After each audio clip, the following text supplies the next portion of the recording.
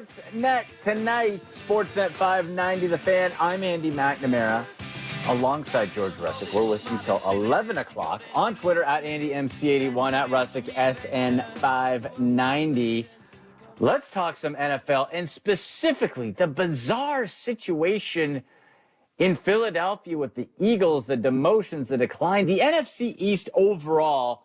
So I'm going to South Jersey, baby. I'm going to my guy, Josh Hennig from 97.3 ESPN Radio. Josh, how you doing, buddy? Andy, my friend, how's it going, man?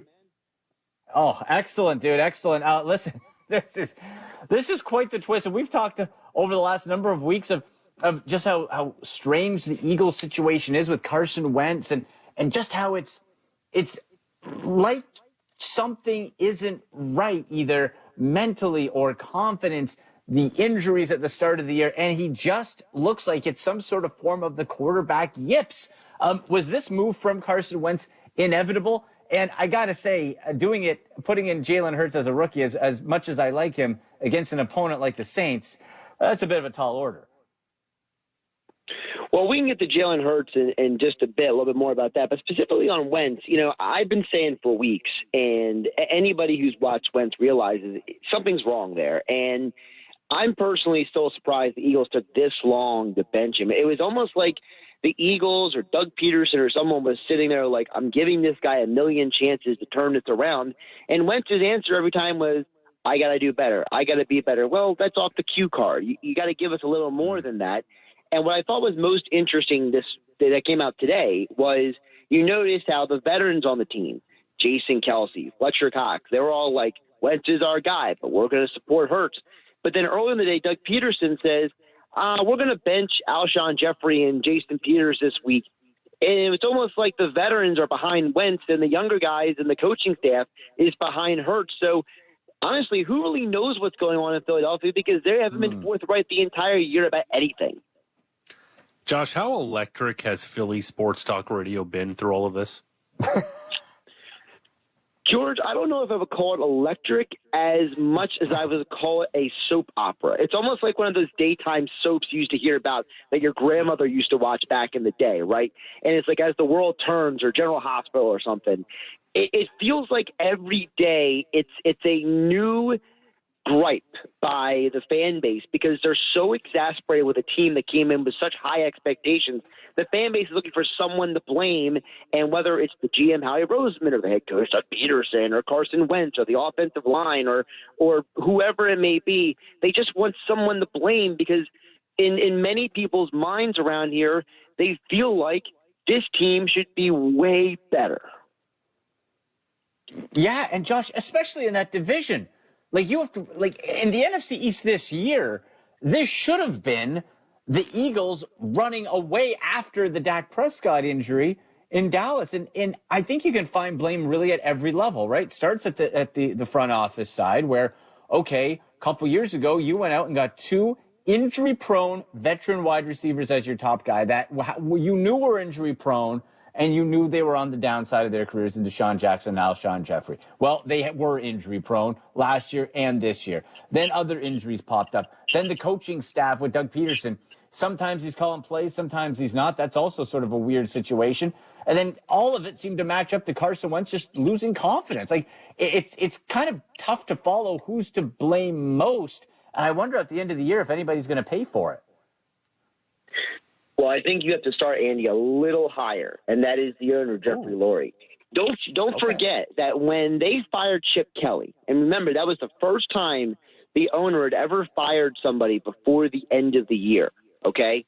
And think about this. He said he was looking for collaboration between the head coach and the front office, and he was looking for a coach with emotional intelligence. Well, that emotional intelligence, the collaboration, got them a Super Bowl. But it's made them stumble ever since. And we know the owner, he loves Jason Peters. Howie Roseman is very friendly with Deshaun Jackson.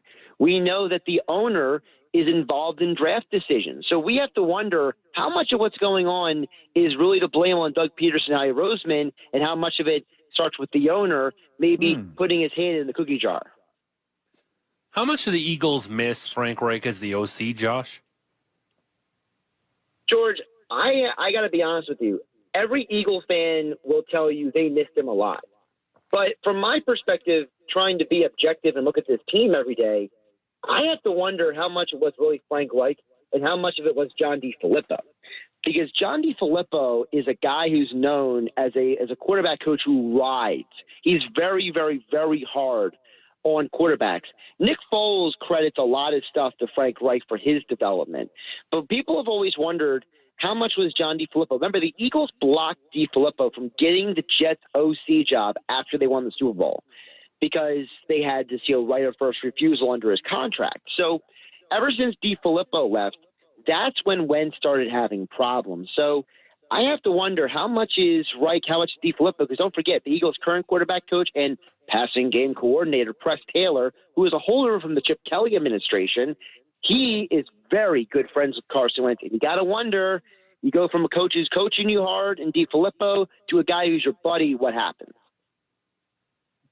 In conversation with Josh Hennig from 97.3 ESPN in South Jersey, talking Eagles and NFC East.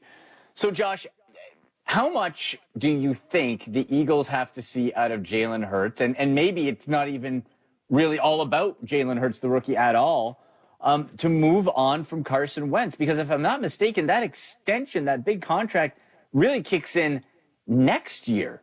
And do you feel there's a way that with that contract tied up, they try moving on from him and going with this rookie?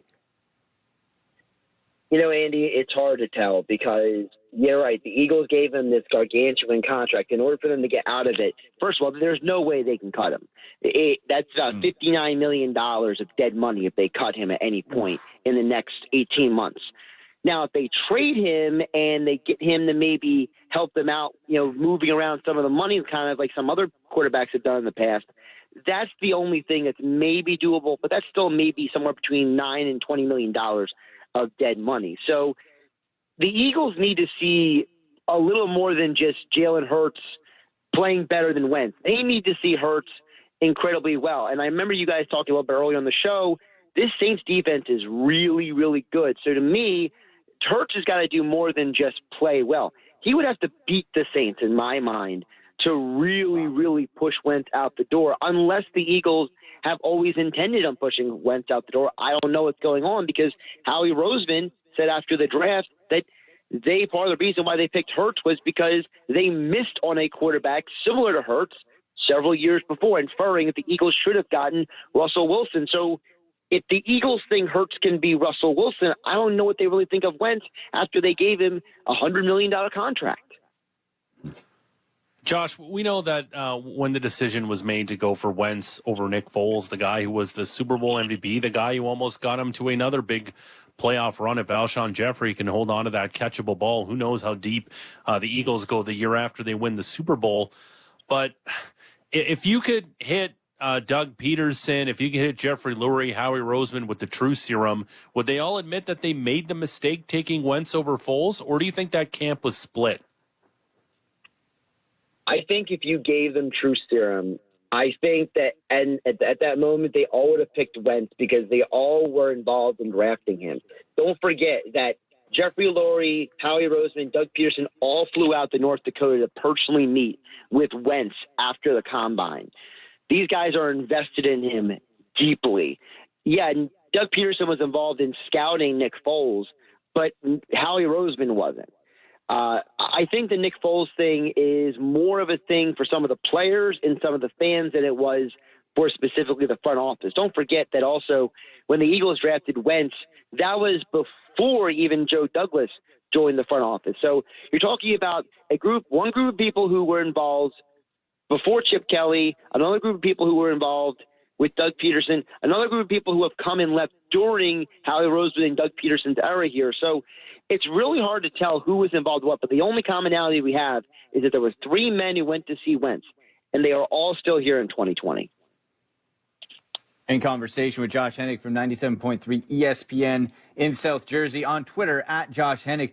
Josh, let's chat about the rest of the NFC East here, because the Eagles find themselves in third at 3-8-1. The Cowboys are just a total disaster at 3-9. They can't do anything.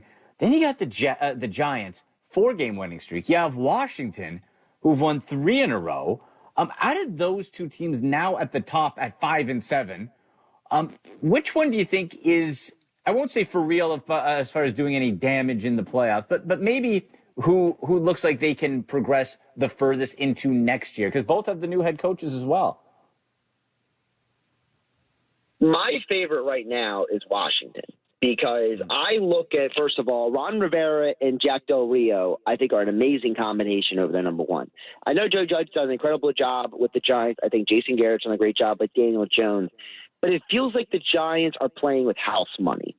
Whereas the Washington football team, they have something that none of the other teams have in the division, and that is an elite front seven. The Eagles have an elite four on the line. The Cowboys, they got good linebackers, but then it's just DeMarcus Lawrence and nothing else. The Giants, nobody even knows who's playing on their defense except for Logan Ryan, right? Whereas Washington, they have monsters rushing quarterbacks. And I think that Jack Del Rio and Ron Rivera are leading this team. The question with the Washington moving forward is the quarterback. I mean, Alex Smith is the great story. He's comeback player of the year. But moving forward after this year, I don't even know who the quarterback is. I think they're out on Dwayne Haskins. I've heard a lot of rumors and stories out of Washington that Dwayne Haskins doesn't study. He doesn't pay attention to the quarterback room, that he's lazy, that he thinks he's entitled. And if that's the case, then they have no quarterback moving forward, and they might have to go to the draft and pick another guy because, let's be realistic, Kyle Allen broke his leg. Alex Smith has his other leg gushing on the field on Monday Night Football. So who knows what the quarterback situation is, but I like the Washington situation overall just a little bit better than the Giants. And Josh, do you expect the Eagles to go out there and try to add another playmaker? We know Jalen Reagor's a good rookie, and obviously maybe not gotten the work yet, and he dealt with some injuries, but he still has a ton of upside. The reason why I'm asking this question, because to me, I think it would make a lot of sense, maybe potentially revisit Odell Beckham Jr., because there's always rumors that they were interested in him. Could you see a scenario where the Browns trade Odell Beckham Jr. to the Eagles, and how do you think he would fit there? Well, the problem with the Odell Beckham Jr. stuff is all those rumors come from everywhere except from Philadelphia, it seems like. Nobody who actually covers the Eagles seems to have really any good sense of that rumor coming from them. So I have to wonder how much of that is really the Eagles' interest and how much of that might be Odell Beckham Jr.'s agent just throwing names out there, kind of like the James Harden thing in the NBA, right? It's like, oh, James Harden is interested in the Sixers. Now he's not interested. Now he's interested. Is he really interested? Who knows? Tune in tomorrow. So to me, OBJ interest, I don't know where that really came from. What I do know with the Eagles is this specifically.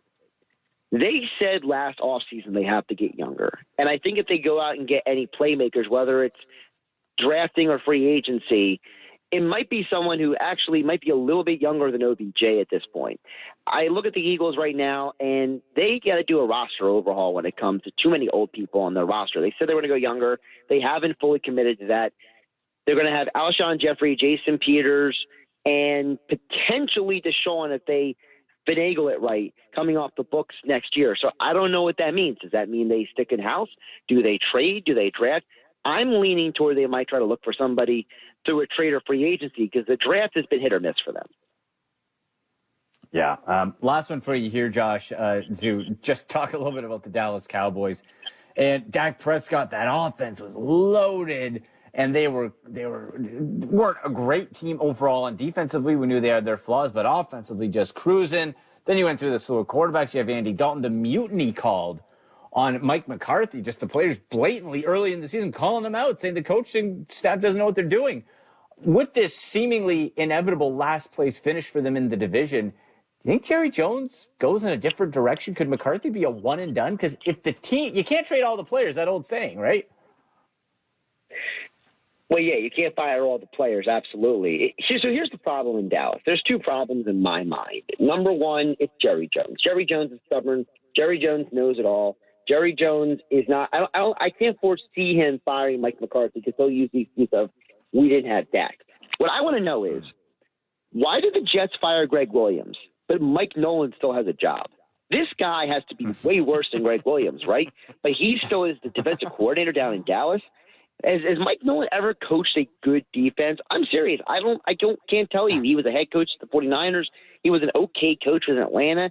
I can't tell you a time that he's been a good defensive coordinator. I think that's part of the problem. I think that Mike McCarthy put together a coaching staff full of his friends, not a coaching staff that was really competent NFL coaches. So to me, I think they're going to use that as a scapegoat in the offseason, keep Mike McCarthy, because everything that I hear coming out of Dallas from everyone who covers that team is that the organization basically looks at this year as a throwaway, because without Dak, they're just throwing their hands in the air and hoping for the best. Josh, who was a better defensive coordinator in Dallas? Was it Rob Ryan or Mike Nolan? Ooh. Oh my goodness, that's a toss-up. I mean, obviously, Rob Ryan has the better hair. No question. Mike Nolan's probably the better dresser. I think they're both equally bad, though. Maybe Wade Phillips. He was better, Okay. right? All right. Great belt buckle wearer. Great belt buckle. Also, a really super nice guy. If you ever have a chance to talk to or meet Wade Phillips, he's one of the nicest human beings on planet Earth. That's awesome.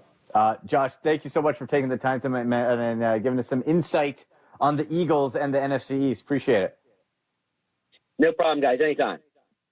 All right, there is Josh Hennig from 97.3 ESPN in South Jersey on Twitter. You can find him at Josh Hennig.